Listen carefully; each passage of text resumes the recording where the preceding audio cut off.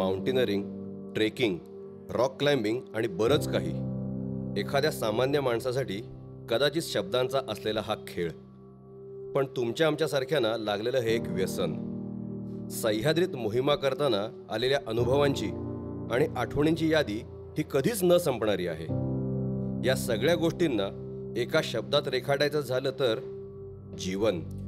मोहिमा करताना एक गोष्ट हळूहळू उमजत जाते, ती म्हणजे माउंटेनरिंग, रॉक क्लाइम्बिंग ह्या गोष्टी एका टीमशिवाय अपूर्ण आहेत. त्या टीमसोबत आपण अनेक कडेसुळके सर करत असतो, वाऱ्यासारखं विहरत असतो. पण आपल्यासारख्यांना त्याहूनही आनंद मिळतो तो त्या उत्साही व समाधानी झालेल्या आपल्या टीम मेंबर्ससाठी. कोणतीही मोहीम म्हणजे फक्त क्लाइम्बिंग नसून त्या दरम्यान होणारे संघर्ष, चर्चा, वाद आणि अपघात या सगळ्यांना सामोरं जात निर्भयपणे उभं राहून एकमेकांच्या साथीने त्या मोहिमेस पूर्णत्वास नेणे ही एक सुंदर भावना तयार होते आणि हे खरे यश मानले जाते. सह्याद्रीत आपण आपल्या स्वप्नांची आणि महत्त्वाकांक्षांची देवाणघेवाण करत असतो. मोहिमा या कृतज्ञतेचं आणि उत्साहाचं माध्यम बनून जातात, ज्या जोरावर टीम अनेक यशशिखरे सर करत असते आणि हे सर्व क्षण आपण टीमला आणि सह्याद्रीला समर्पित करतो. सह्याद्री आपल्याला सक्षम, बळकट आणि खंबीर करून आपल्यातला आत्मविश्वास आभाळ उंचीवर नेऊन ठेवत असतो. या सह्याद्रीशिवाय आणि टीमशिवाय आपण अपूर्णच ही संघभावना सह्याद्री आपल्याला शिकवून जातो. या जीवनाच्या प्रवासात आम्हाला खंबीरपणे साथ मिळत होती ती आम्ही गिर्यारोहक डोंबिवली या आमच्या संस्थेची फाउंडर मेंबर शीतल करंबे हिची. माउंटेनरिंग क्षेत्रात शीतलनं पाऊल ठेवल्यापासून तिचं डोंगरात सैरावैरा विहरणं चालूच होतं. सगळ्याच टीमप्रमाणे आम्ही गिर्यारोहक आणि शीतलने स्वप्न पाहिलं होते ते सह्याद्रीतला सर्वोच्च बाणसुळका सर करण्याचं. त्याप्रमाणे दिनांक 25 मे 2015 रोजी बाणची पहिली रेकी देखील करण्यात आली. बाणच्या रौद्रतेचा अंदाज घेत टीम रेकी करून परतली आणि अवघ्या पुढच्या 4 दिवसात आम्ही गिर्यारोहकांवर प्रचंड आघात झाला. जणू दुःखाचा कडाच कोसळला होता. दिनांक 29 मे 2015 रोजी शीतलचं अपघाती निधन झाले. वयाच्या अवघ्या 33व्या वर्षी कुणालाही न सांगता चटका लावून गेली. अशात बाणची मोहीम बारगळल्यातच जमा होती. आपल्यामुळे मोहीम रद्द होते हे स्वतः 5 ते 6 सुळके लीड केलेल्या आणि 30 ते 40 क्लाइम्बिंगच्या मोहिमांमध्ये सहभागी झालेल्या शीतलला कधीच पटले नसते. हीच संघभावना उराशी बांधून बाणची मोहीम शीतलला समर्पित करून आदरांजली द्यायचं ठरलं. या सर्व प्रवासामध्ये आणि बाणच्या मोहिमेमध्ये साथ लाभली ती पनवेलच्या निसर्गमित्र या संस्थेची. याच दरम्यान शीतलला आदरांजली म्हणून आमच्या टीमने मनाली ते खारदुगला पास या हायेस्ट मोटारेबल रोड येथे सायकलिंग करून शीतलला समर्पित केले. या मोहिमेच्या आठवणी आणि तो उत्साह घेत टीम परतली आणि ठरल्याप्रमाणे बाणसाठी लागणाऱ्या संपूर्ण तयारीला आणि सरावाला लागली. बाणची दुसरी रेकी डिसेंबरमध्ये केल्यानंतर असं जाणवलं की बाणच्या मुख्य 850 फुटी मार्गात मधमाशांची पोळी असल्याने बाणची चढाई खिंडीतल्या चिमणी मार्गाने करण्याचे ठरले आणि दिनांक 24 डिसेंबर 2015 रोजी टीम बाणच्या मोहिमेस निघाली.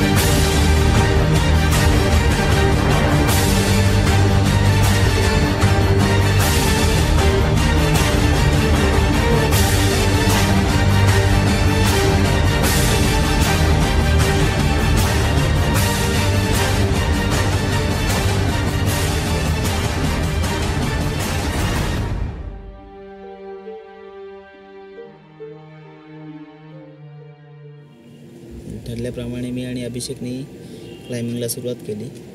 मी लीड करत होतो.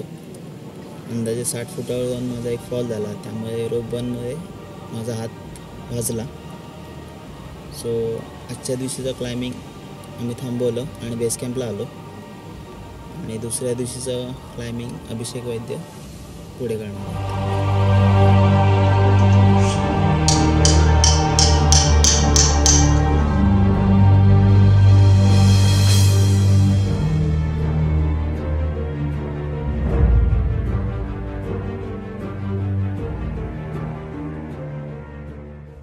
अभिषेकने बाणच्या अभेद्य कातळ भिंतीपर्यंत क्लाइम्बिंग करून पुढचे सूत्र पराग आणि अमोलकडे सोपवले.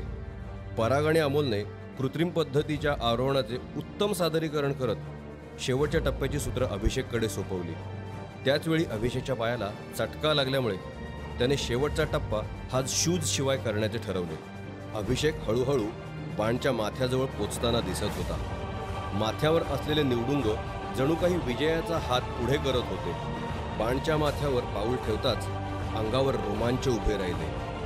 त्या क्षणी जणू काही चौफेर पसरलेला रौद्र अभेद्य सह्याद्री आमच्या या विजयात सहभागी होतोय ही भावना स्पष्टपणे जाणवली. आम्ही सर्वजण तो क्षण अनुभवत होतो, जगत होतो.